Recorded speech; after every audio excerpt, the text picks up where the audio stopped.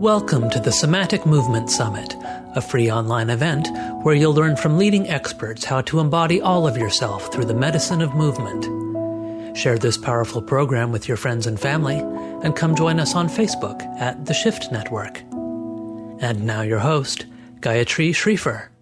Very welcome, everyone. We're so happy that you can join us here today. And I'm very excited to introduce our very special guest today, Kaila June, and she's the founder of Somatic School, which is a virtual platform for movement teachers offering educational programs such as her intelligent motion training.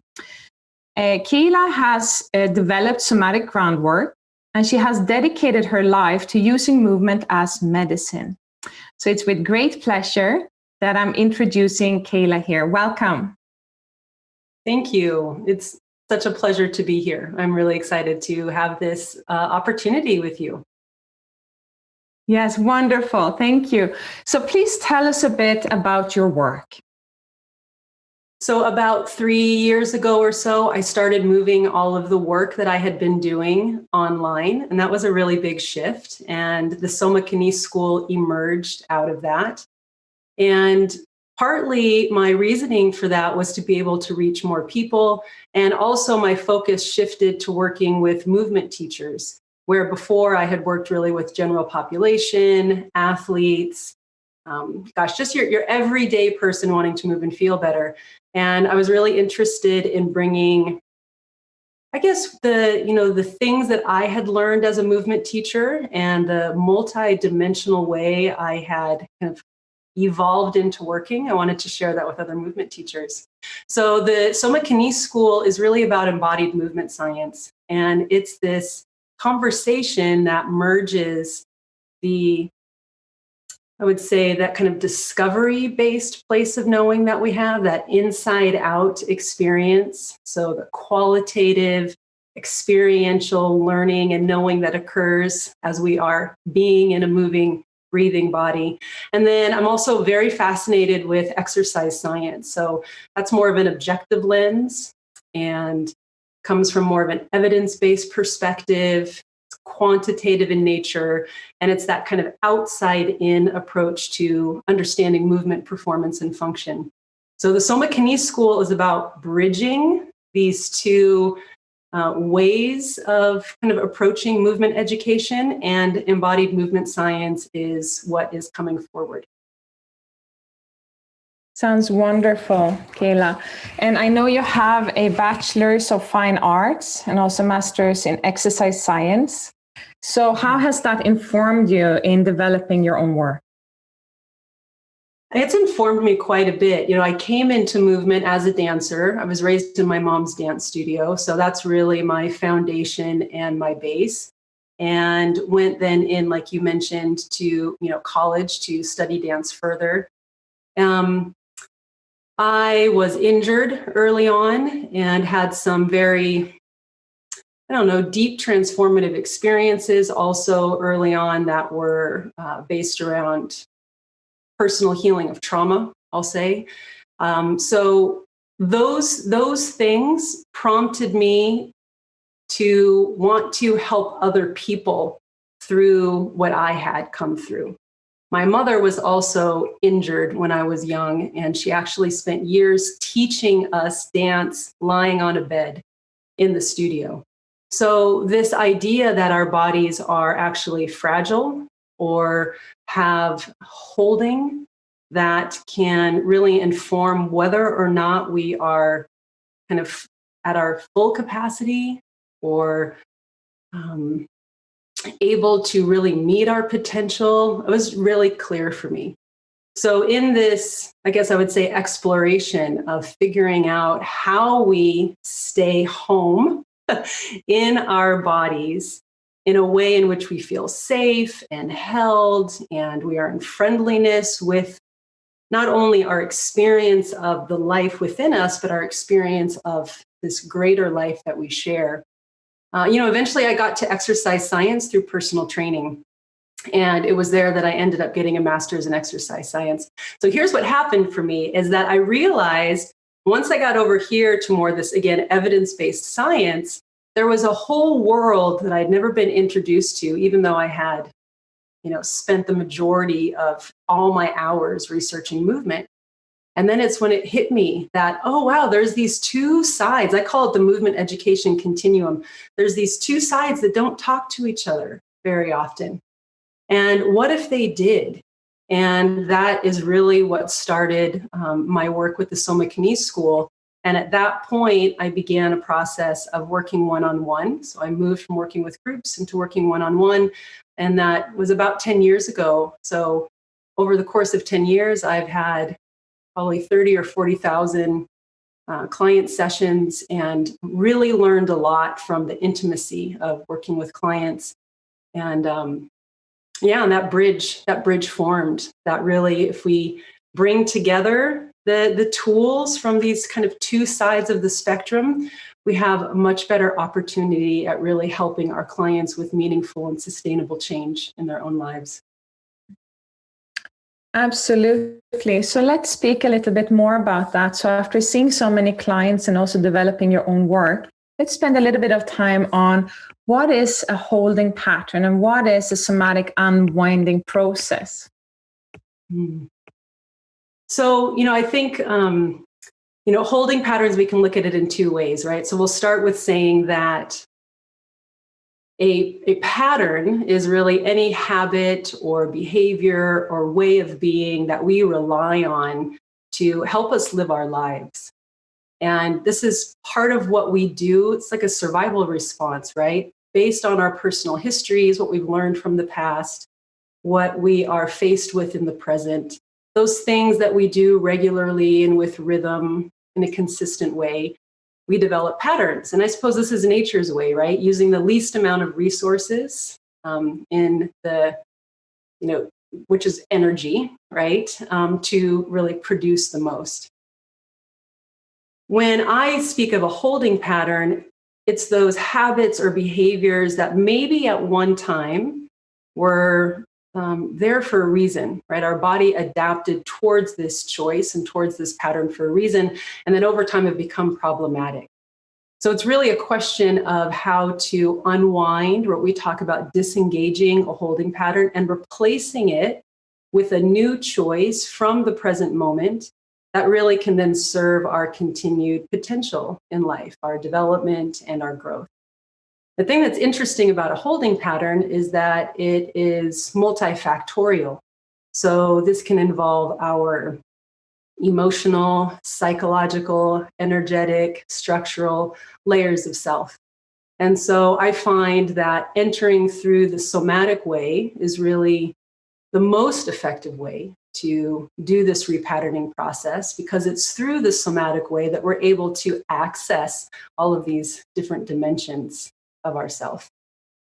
So Kaila, that's really interesting when we're talking about holding patterns and somatic holding patterns, and also how to hold or how to view that in a non-judgmental way. So the way you're saying we're going through life and we're just trying to adapt to the circumstances, but that it's really about finding choice or new possibilities.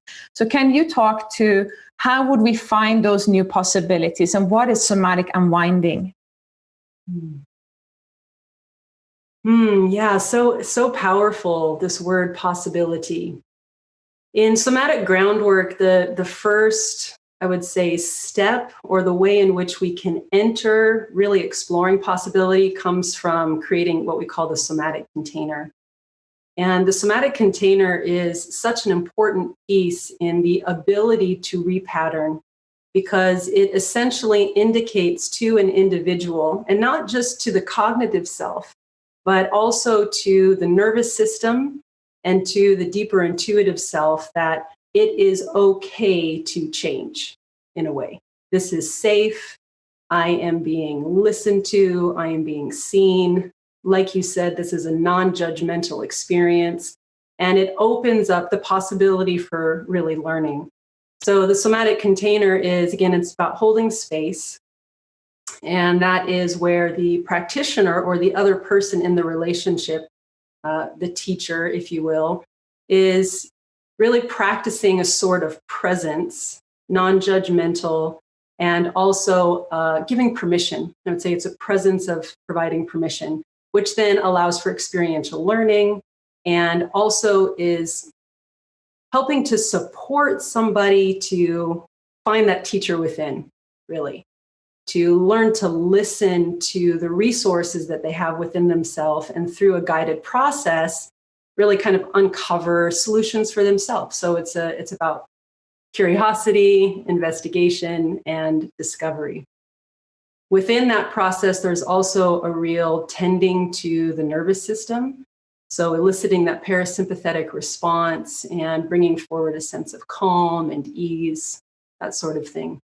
In terms of somatic unwinding, it's one of those practices within the practice that we have in somatic groundwork, and it can really look a lot of different ways.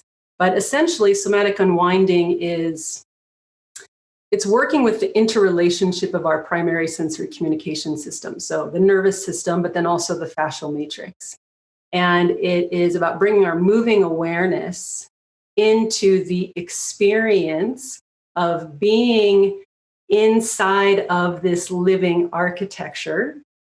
And part of that awareness then sends information back to the brain, the central nervous system. So there might be a new mapping experience that occurs.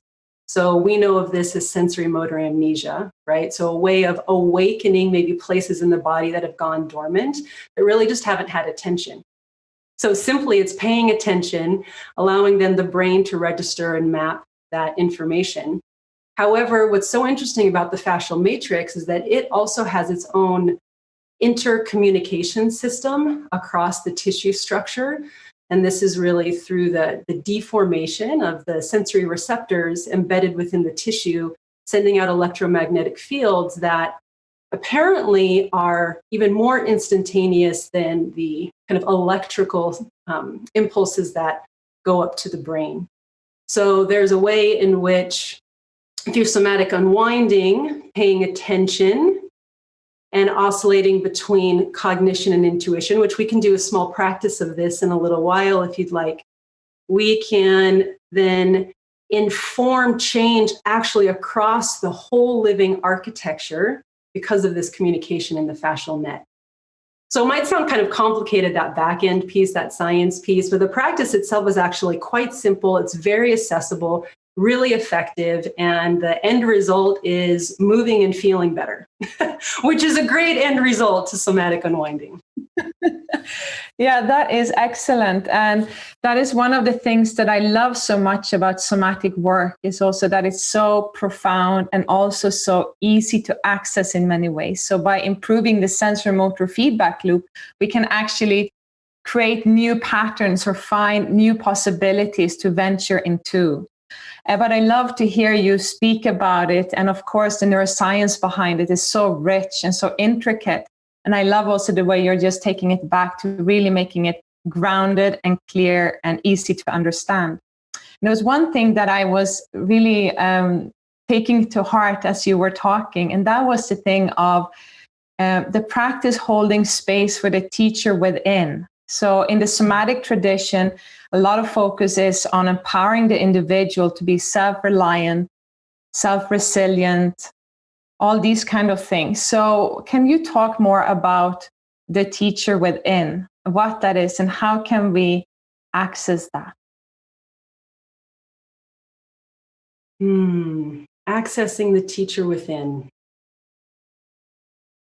I often find for many of the people that I work with, even including teachers who are very skilled and have spent, a lot of time really figuring out their craft and their offering, there's this place of permission that I find is often kind of a big aha moment for people finding the teacher within. So that can be offered by somebody else in the space holding that's occurring.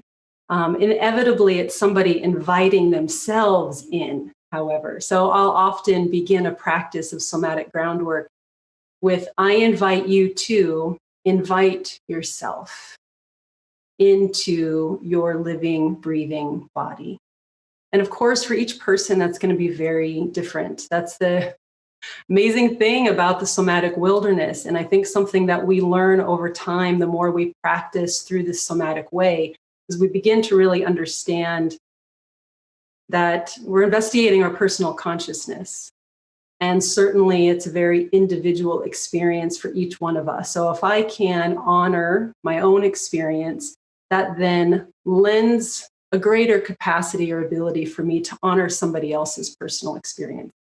So I'd say that permission, and then I think of it as this like playful curiosity, right? It's that permission to first enter, and then somebody beginning to kind of, I think about it like spelunking around in the inner wilderness and being like, what's in here? What's even happening?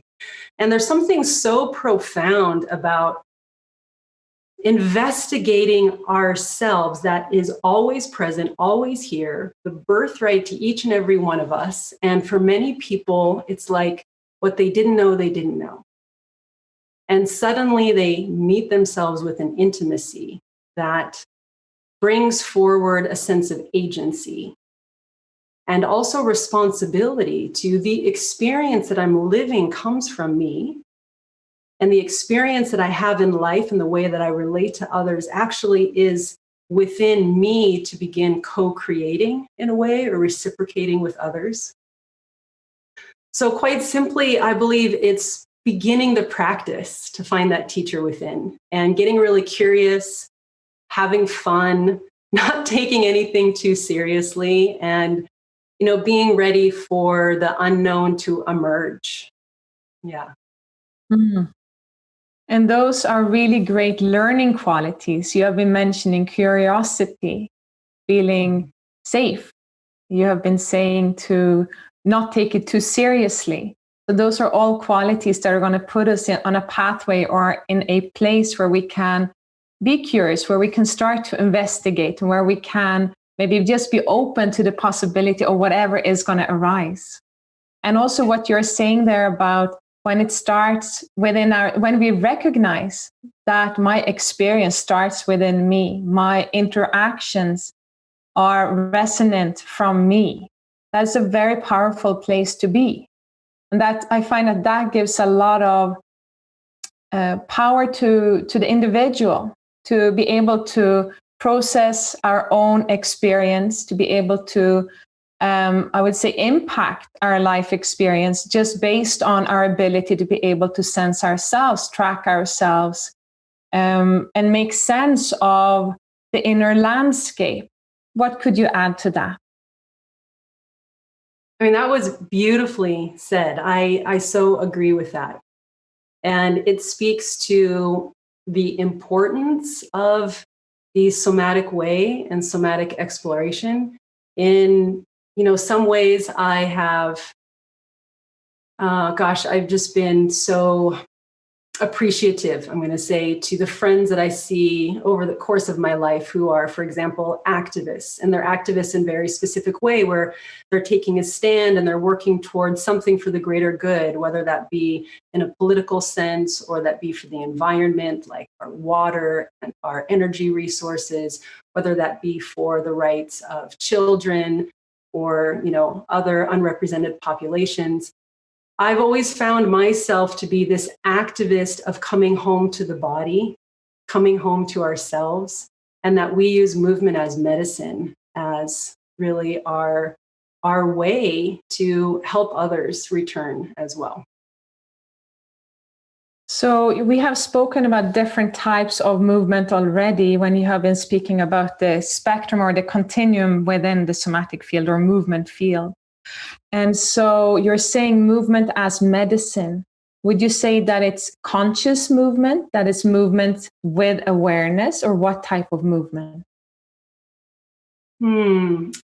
Yeah, I mean, movement can be so many things, right? This could be the movement of our breath, movement of our thinking, our thoughts, the movement of my body in space, the movement of my body within, these very kind of subtle physiological processes. So certainly it's about moving with awareness. And that movement can look like so many different things.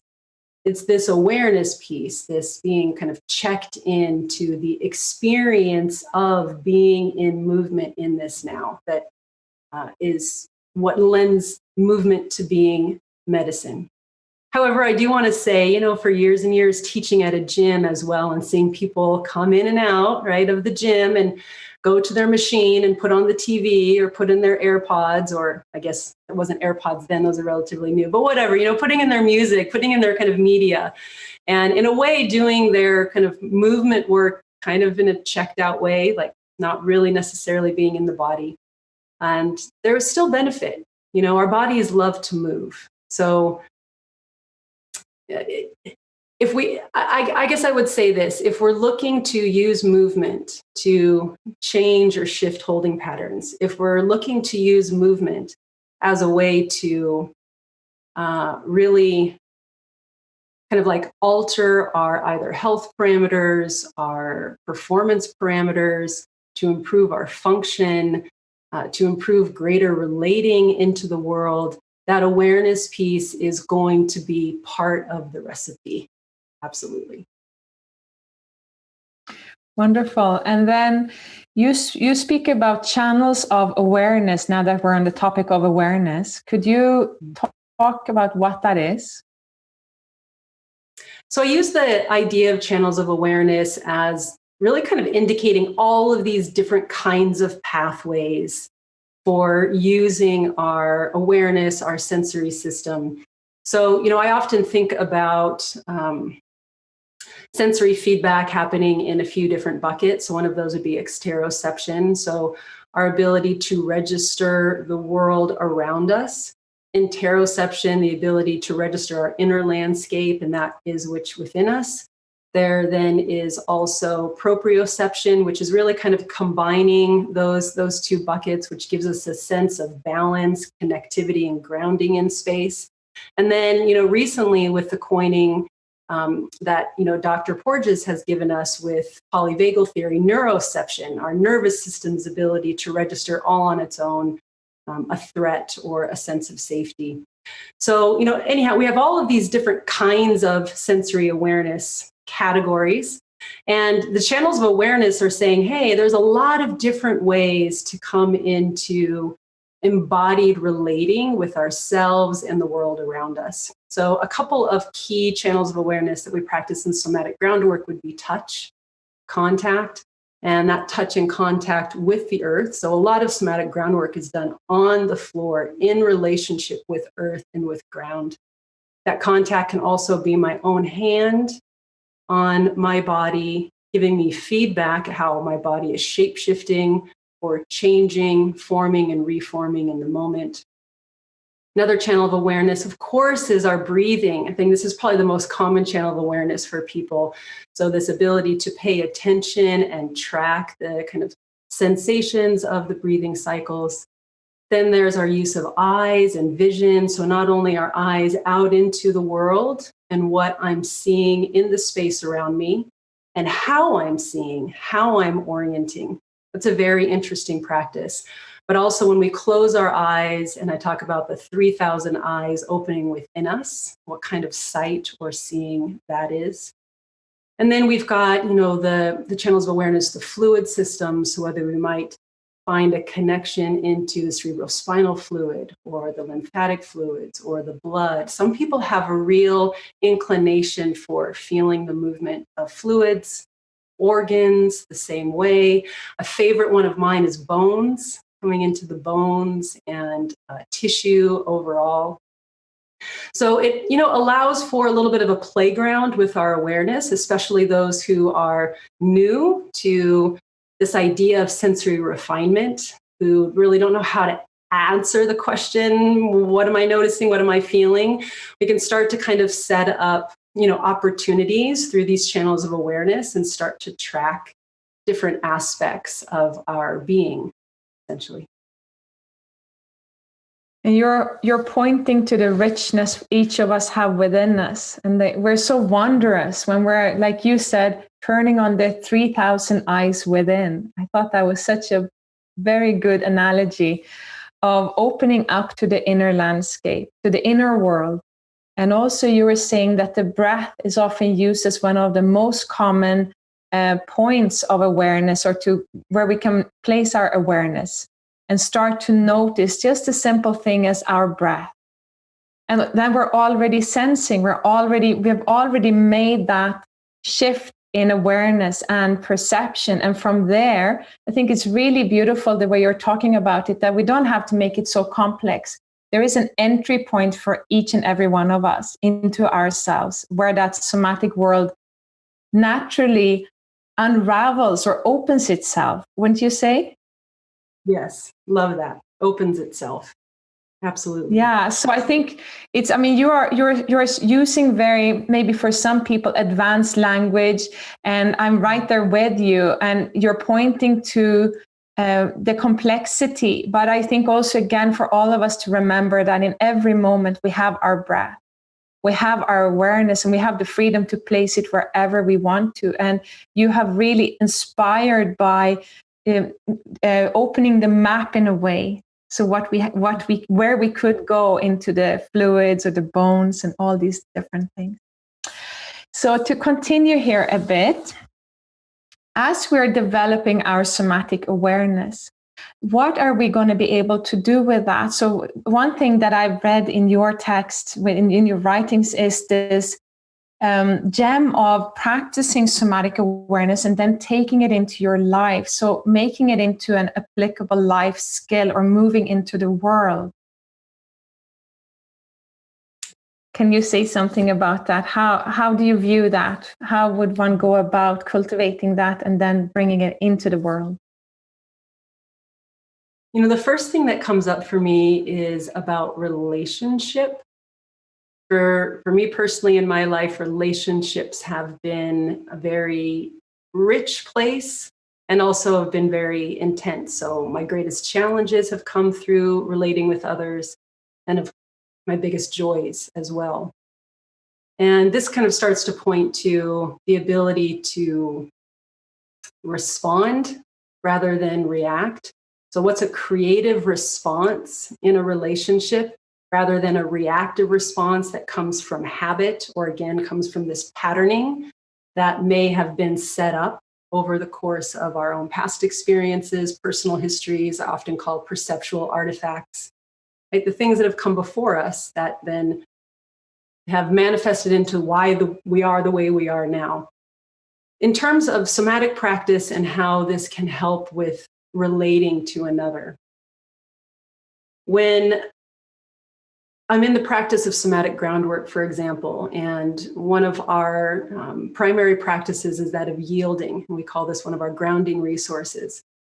And yielding is this active and conscious connection into the support of the space, the earth, the spatial kind of sense around us.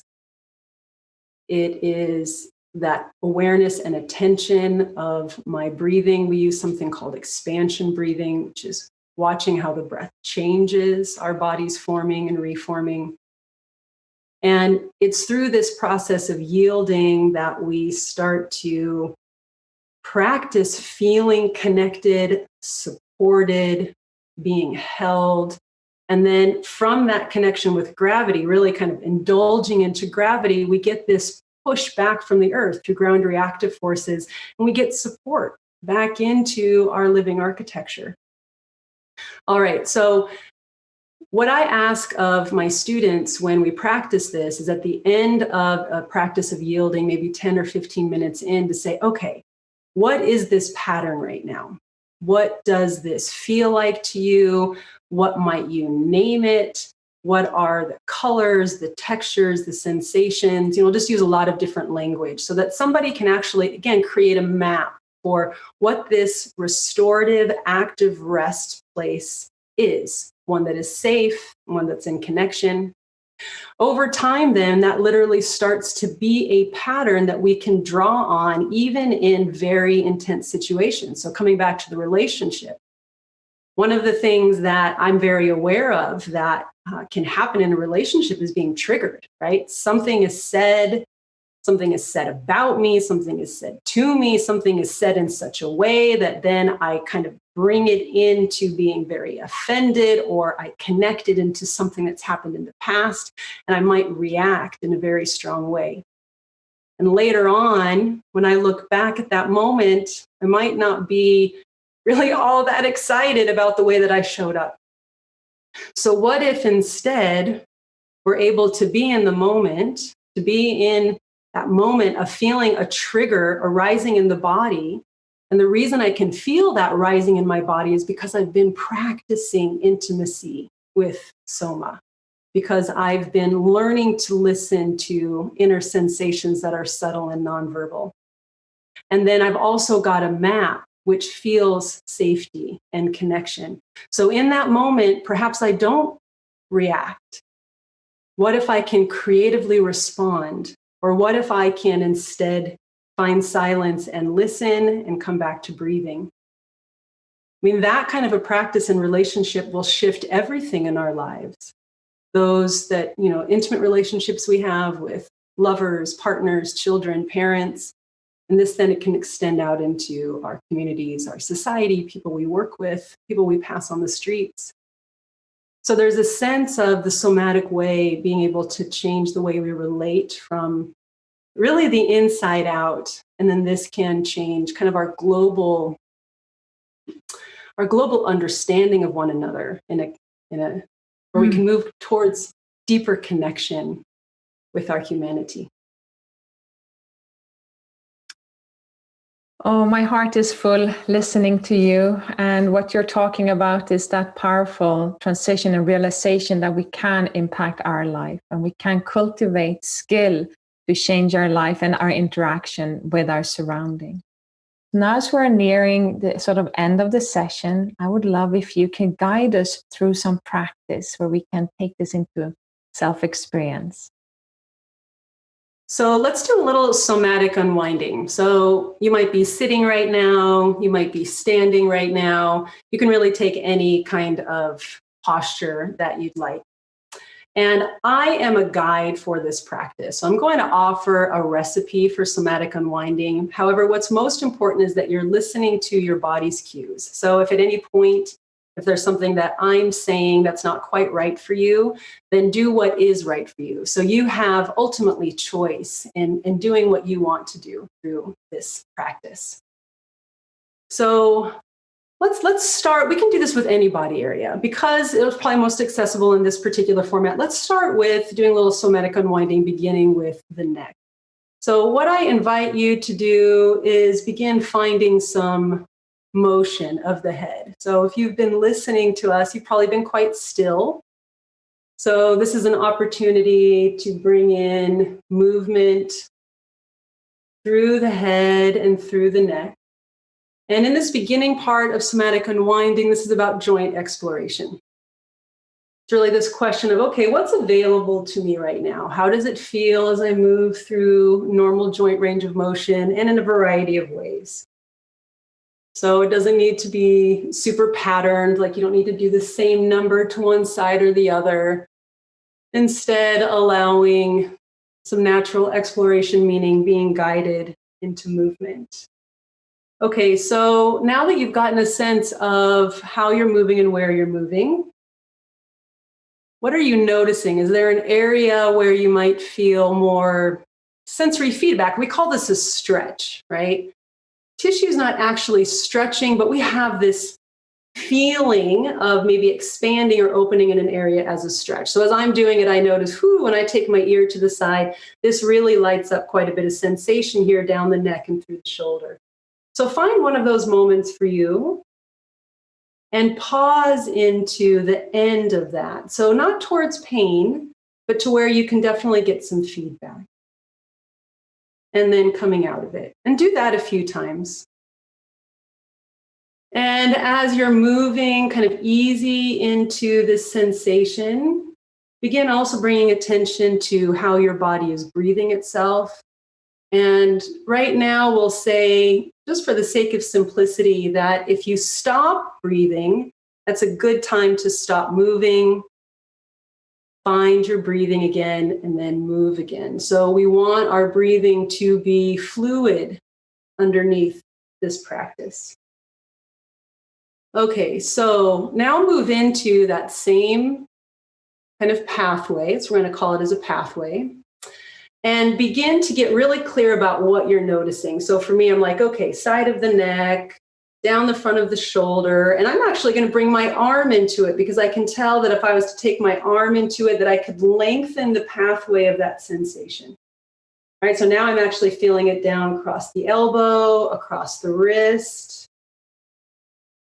We call this the constellation of sensations. Can you map what it is that you're feeling through this stretch sensation?